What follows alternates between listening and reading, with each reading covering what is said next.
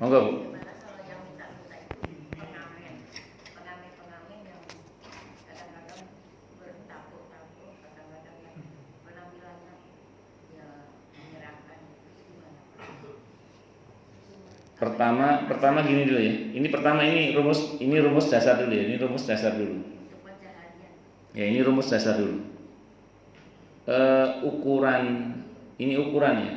Ukuran dermawan atau tidak dermawan itu tidak diukur dari apakah dia mau memberi pengamen atau tidak memberi pengamen, pengemis mau memberi pengemis atau tidak memberi pengemis, bukan itu. Jadi ukuran dermawan dalam Islam bukan apakah dia mau memberikan uang ke pengamen atau tidak, memberikan uang ke pengemis atau tidak, bukan itu ukurannya. Jadi kalau kita bareng sama teman, ada pengemis nggak dikasih, wah kamu pelit, bukan, itu bukan ukuran. Dalam Islam ukuran orang itu pelit atau tidak pertama bagaimana hak-hak hartanya yang sifatnya wajib, dia peduli nggak zakatnya, bagaimana gaji karyawannya, bagaimana bayar utangnya, bagaimana kalau dia suami nafkah ke istrinya. Itu ukuran yang pertama. Yang kedua, gimana yang sunnah-sunnahnya, sedekahnya, hibahnya, hadiahnya. Kalau bahasa sederhananya, kalau beli tas mahal ada, masa untuk musola tidak ada. Kalau beli HP bagus ada, masa untuk masjid tidak ada. Kalau untuk beli hobi ada, masa untuk fuqara masakin tidak ada. Nah, jadi kalau kemudian yang wajib dia peduli, yang sunnah dia peduli, nah itulah yang disebut dengan dermawan. Jadi ukurannya bukan soal memberi atau tidak memberi pengamen. Nah, pertanyaan Ibu Thaifah ini menarik. Bagaimana Ustaz kalau seandainya kita ini tadi memberi apa tadi? Pengemis. Pengamen ya? Pengamen. Bagaimana Ustaz kalau kita memberi pengamen? Maka jawabannya sederhana saja. Kalau di fikih ini yang saya pahami Bu ya, ada sebagian fuqaha yang mengatakan begini. Ini kalau yang berpendapat bahwa musik itu haram ya. Kalau setelah nyanyi baru kita beri, itu haram, tidak boleh katanya. Ini saya ngomong fikih dulu. Tapi kalau dia sebelum nyanyi diberi dulu, itu tidak apa-apa. Jadi dia belum nyanyi kan? Artinya kita memberi uang itu bukan karena dia nyanyi, tapi karena kita memberi dia sebagai manusia. Itu satu dulu. Tapi kalau kemudian dia nyanyi dulu, baru kita beri, berarti kita membayar nyanyinya itu. Nah, dengan musiknya tadi itu. Nah, kalau ibu termasuk yang berpendapat bahwa musik itu haram, kerinciannya tadi itu. Jadi kalau ibu mau ngasih pengamen yang ibu berpendapat musik itu haram, maka sebelum nyanyi kasih uang dulu. Ini buat kamu, buat makan. Nah, ya, tapi kalau dia nyanyi dulu, baru kita kasih, berarti kita membayar musiknya yang haram itu. Kalau ibu berpendapat musik itu haram ya, maka ibu tidak boleh ngasih itu. Itu seperti itu satu dulu. Yang kedua, pendapat yang kedua yang saya pahami, ibu lihat manusianya saja. Nggak usah lihat tatonya, nggak usah lihat gondrongnya rambutnya, nggak usah lihat tidak pernah mandinya. Nah, ibu ngasih makan manusia itu saja sudah bernilai sedekah. Jadi ibu niatkan ngasih manusianya aja.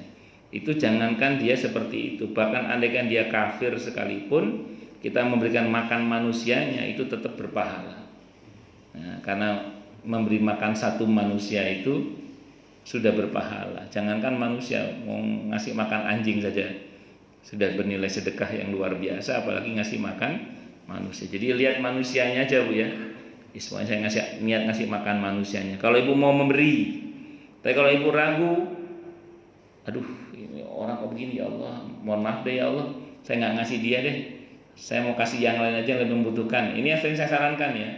Kalau Anda mengambil keputusan untuk tidak memberi pengemis, itu langsung dalam hati ngomong, atau pengamen ngomong, ya Allah, mohon maaf saya nggak ngasih dia karena saya nggak seret, saya mau kasih yang lain saja ya Allah, insya Allah yang jelas-jelas lebih membutuhkan. Siapa yang lebih membutuhkan? Nanti hubungi Ustadz Zainal Darsi. Nah itu orangnya itu. Nah udah kelihatan. Wah itu orangnya. Nah itu Ustadz Zainal Darsi itu ahli berburu fuqara. Nah, nanti itu orang yang jelas-jelas membutuhkan itu insya Allah. Nah, gitu ya Bu ya. Wallahu a'lam bishawab. Monggo yang lain silakan. Kalau ada. Bisa dipahami apa Bu Thaifah? Bisa nggih? Nggih. Pokoknya intinya apa tadi Bu? Kalau mau kasih, Bismillah, lihat manusianya saja. Kalau ibu nggak mau kasih dalam hati, ngomong ya Allah saya mau kasih yang lain sajalah, yang lebih membutuhkan. Nah, di antara yang membutuhkan itu para fuqara, masakin. Spesialis fuqara ya Ustaz Zainal Darsi. Nggih. Monggo Pak Yusuf.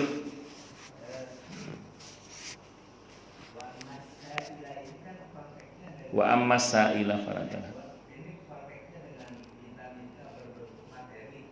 Terus pertanyaan saya kan yang namanya minta itu bukan materi saja. betul. Bisa berbentuk tenaga, bisa minta dinasihati, bisa jabatan, bisa pekerjaan, macam-macam. Pertanyaan saya apakah dalam bahasa Al-Quran atau bahasa Arab ada kalimat atau kata yang lain untuk permintaan? Ya, di situ pakai al-ta'rif ya. Wa ammas sa'ila falatanhar, tidak menggunakan isim nakirah. Tadi artinya yang dimaksud dengan orang yang meminta dalam ayat itu sudah dikenali di kalangan bangsa Arab saat ayat itu turun. Siapa? Pengemis memang. Orang yang suka meminta. Orang yang kalau bahasanya Nabi, orang yang keliling-keliling kemana-mana untuk meminta-minta. Nah, terhadap mereka itu kita tidak boleh membentak bahkan. Nah, kalau mau kasih, makanya nanti ada ayat yang lain Pak yang mengatakan qaulun ma'ruf wa maghfiratun khairun min shadaqatin yatba'uha ada. Jadi ucapan yang baik itu dan minta maaf itu lebih baik daripada kita ngasih tapi sambil menghina. Begitu Pak. Wallahu a'lam bishawab. Nah, termasuk nanti dalam kategori pengemis bisa jadi adalah pengemis-pengemis yang ya mengemis jabatan itu bisa saja, tapi nanti pemaknaannya kan melebar Pak nanti Pak. Pemaknaannya nanti apa? Melebar. Tidak ada masalah juga kalau mau kita kembangkan ke sana maknanya. Karena Al-Qur'an itu kan memang bahasanya itu seringkali kontekstual gitu ya. Jadi dalam konteks ayat ini bisa dikembangkan ke makna yang mana selama kesimpulannya meningkatkan iman sih tidak ada masalah sebenarnya. Nah, tapi kata kuncinya kalau dalam konteks wa ammas sa'ila falatanhar itu sebenarnya cuma satu. Apa itu? Yaitu jangan kita mencela atau menghina orang yang memang datang kepada kita untuk meminta. Itu aja sih rumusnya. Nah, kita yang memberi ya tadi berilah kalau mau memberi, kalau nggak mau memberi maka ya kita jangan membentaknya tapi bilang saja maaf. Nah, bagi orang yang meminta sendiri ada berlakukan tentang hukum yang lain tadi Pak yang saya bilang tadi itu.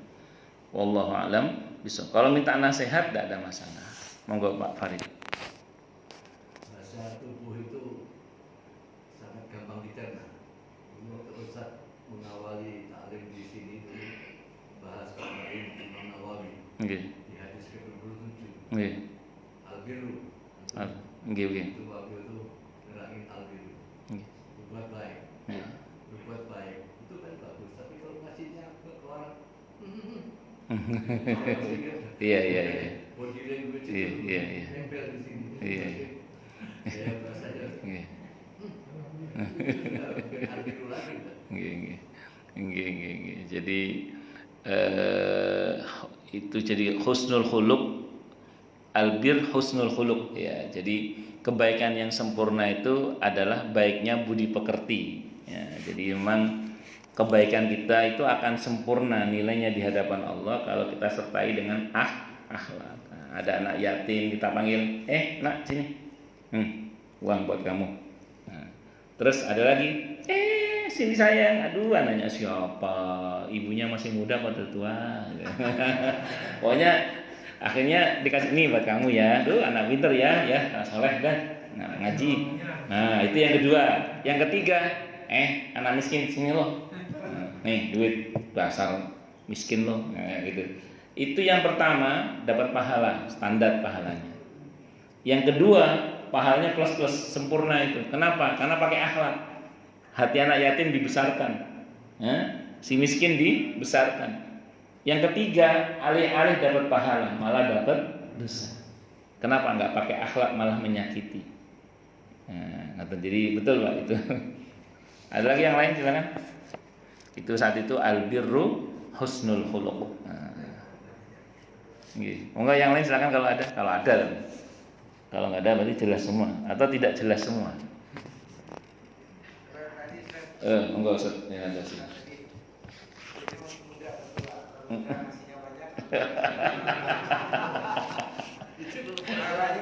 Ya baik. Ya baik. Tapi tidak termasuk yang menghitung masa iddahnya BCL bukan? Maaf, saya ulang ya. Jadi gini, maksud saya nanya ibu kamu sudah tua atau masih muda itu gini maksud saya. Ibu kamu masih muda atau sudah tua? Kalau masih muda, itu tak kasih modal usaha. Maksudnya gitu, Ustaz. Tapi kalau sudah tua, tak santuni saja. Gitu loh Ustaz maksudnya. Jadi bukan terus buka cabang baru, bukan. Tapi kalau kalau saran saya sih kan gini ya, kalau untuk anak yatim, ini babnya yatimnya. Yatim itu kan kalau bahasanya Nabi itu menggunakan istilah kafil, yang nanti di surga bersama dengan Nabi itu kan kafil. Ana wa kafilul yatimi fil jannati hakada. Nanti aku di surga sama kafilnya anak yatim itu gini. Kafil itu beda sama nyantuni. Ibu-ibu setiap bulan Ramadan bagi-bagi zakat, ngundang anak yatim ke rumah. Dengan bantuan per anak dapat 200.000. Itu kan BLT, bantuan langsung telas, langsung habis. Nah, itu nggak masuk dalam kategori kafil. Kafil itu kalau dulu prakteknya para sahabat, itu bantuannya itu kalau untuk anak-anak yatim, itu kalau perempuan sampai dia menikah. Kalau laki-laki itu sampai dia mandiri. Sahabat-sahabat Nabi dulu itu kalau ngasuh anak yatim itu gitu. Diasuh kalau perempuan sampai menikah, kalau laki-laki sampai mandiri. Jadi kalau kita cuman hanya sekali dua kali ngasih, itu nggak masuk kafil. Kalau mau jadi kafil terus menerus Ustaz. Nah, supaya tidak terjadi fitnah. Nah, itu Ustaz akhirnya ada lanjutannya. Ya nggak harus gitu, nggak harus gitu. Ya paling nggak yang ngasih istri kita lah, supaya kemudian tidak terjadi fitnah. Itu seperti itu. Kenapa? Boleh, kalau berani boleh, kalau punya nyali boleh. Yang ngomong siapa tadi? Istrinya datang nggak istrinya? Bercanda Pak. Saya kira itu, ya. Nah, jadi bantuan kalau untuk anak yatim sepatutnya tidak.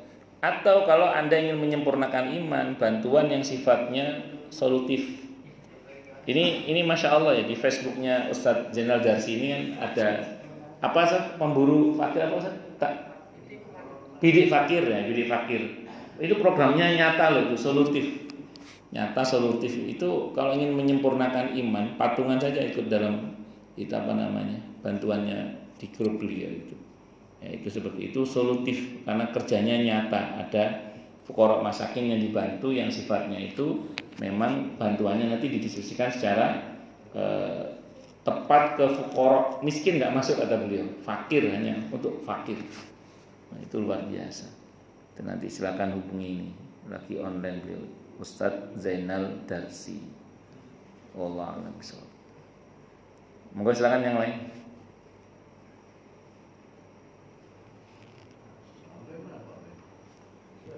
Nggih, monggo.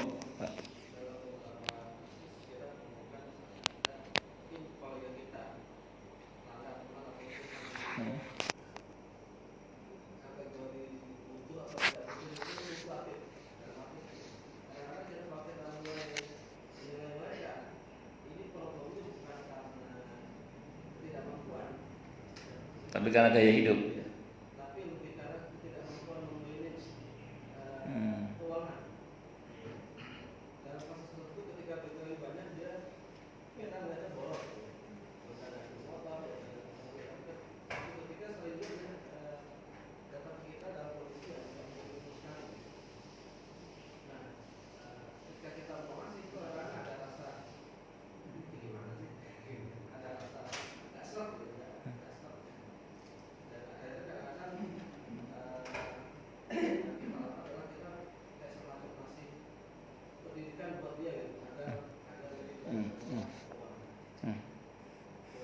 Baik, rumus dasarnya sama Pak. Rumus dasarnya pada saat pada saat dia datang kepada kita minta bantuan tadi itu, berarti status dia kan sa'il, orang yang minta kan sama kita minta bantuan. Rumusnya sama, wa masaila falatanhar, jangan dibentak satu. Kalau Bapak mau kasih nasihat tidak apa-apa. Nah, tapi kalau Bapak mau kasih pelajaran dia dengan tidak memberi yang bersangkutan, itu terserah Bapak. Karena pada saat orang datang kepada kita minta bantuan itu secara hukum, saya nggak ngomong akhlak, saya ngomong hukum dulu ya. Itu Bapak punya dua hak. Pertama, hak memberi yang bersangkutan bantuan, atau Bapak tidak memberikan bantuan kepada bersangkutan dengan pertimbangan-pertimbangan tertentu. Cuman saya sering bilang ke banyak orang, pokoknya kalau kita memutuskan untuk tidak memberi, dalam hati niatkan, ya Allah saya mau kasih yang lain aja yang lebih membutuhkan, satu. Yang kedua, Bapak tadi berkata ingin ngasih pelajaran supaya yang bersangkutan itu punya rasa jerah lah terhadap gaya hidupnya yang nggak bener itu. Nah, maka ya sudah, kalau memang itu yang terjadi, silahkan, tidak ada masalah. Yang penting jangan dihina Pak, karena dia telah datang kepada Bapak untuk meminta bantuan. Saya kira itu Pak ya. Ya, Bapak ngasih pelajaran dia nggak ada masalah, kasih pelajaran tidak ada masalah. Misalnya sekali waktu kita stop bantuan itu supaya dia lebih mandiri misalnya, atau sekali waktu kita ingatkan dia supaya dia jangan begitu terus. Yang penting bukan dalam konteks menghina, boleh Pak, tidak ada masalah. Silahkan. Itu seperti itu. Wallahu a'lam bishawab.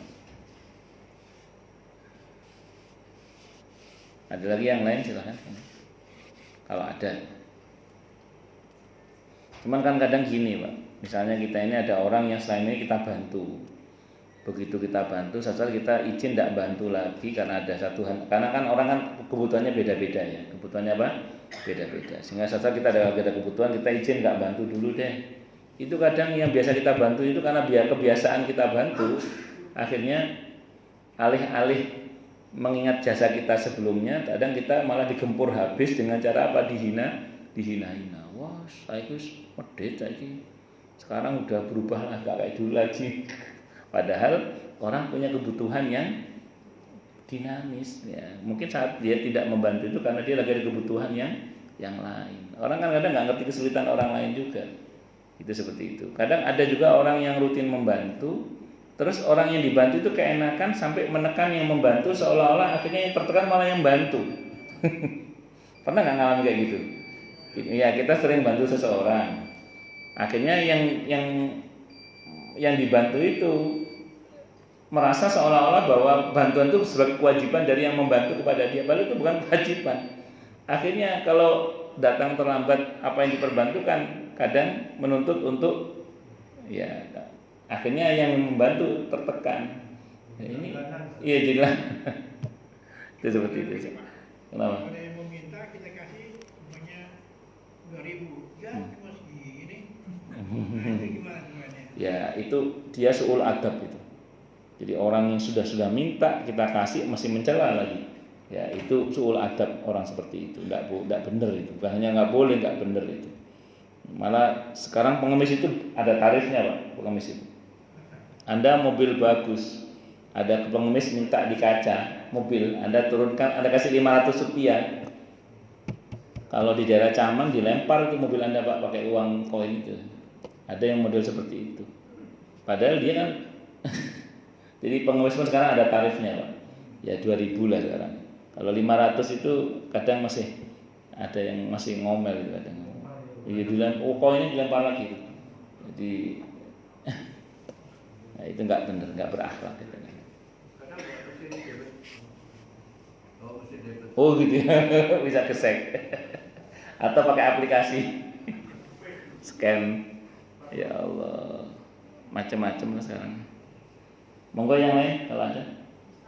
Nggih.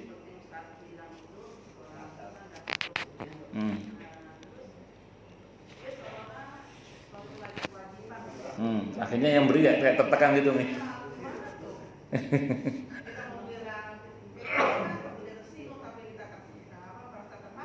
Iya. Ya kalau itu terjadi pada kita ya, kalau itu terjadi pada kita, maka kita punya keberanian untuk berkata tidak, bukan tidak memberi, tapi ada saatnya di mana mungkin kita berkata, untuk saya nggak bantu dulu ya, saya lagi ada perlu misalnya, saya juga ada butuh misalnya, ini saya masih belum ada ini, mohon maaf dulu ya.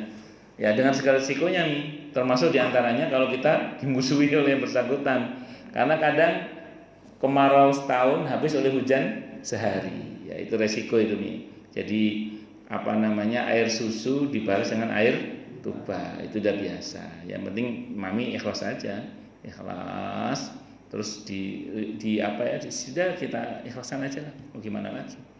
Kita membantu orang besar. Orang itu punya anak, tapi dia punya suami. Terus suami itu dari bayi sampai sekarang nggak tanggung jawab. Terus kita nyebut dia sebagai bilang anak yatim, bukan anak yatim ya, masih ada bapaknya. Jadi kalau kita bantu itu niatnya gimana? Yatim itu artinya sendiri.